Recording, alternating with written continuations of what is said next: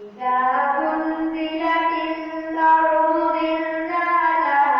وأخرجت الأرض أثقالها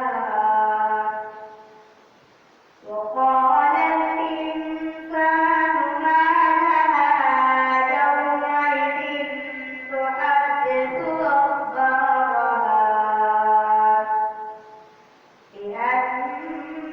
ربك أوحى لها يومئذ يصدر الناس أشتاتا ليروا أعمالهم فمن